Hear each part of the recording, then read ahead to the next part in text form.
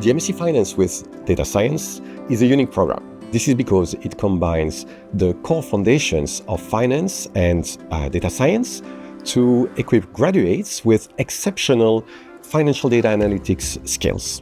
These days, employers are more and more looking for finance specialists with a very high level of data science skills. They want people whose main field is finance, but have a high level of literacy in data science. This program is for someone who really wants to understand what's under the hood.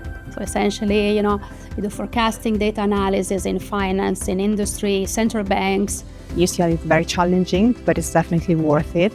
It rewards you for all your effort and hard work. You're going to acquire a broad set of skills, from financial modeling to econometrics to advanced data science techniques. So UCL is known for its academics. I was very grateful and happy that I work with some really great lecturers and teachers. I was pretty much supported all the time. I asked a lot of questions and they were more than happy to answer them.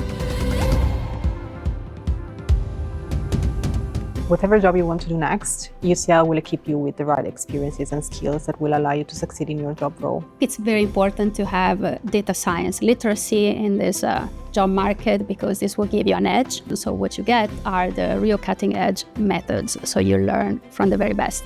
I would definitely recommend UCL School of Management. First of all, because the knowledge you gain here is fantastic. The exposure to the real finance industry is amazing. And there are all these networking events that by the time you finish your master's, then there is a high probability that you will have a job offer. Would I recommend UCL School of Management? Yes. In short, it is a very enjoyable year and it's going to be challenging, but it's incredibly rewarding.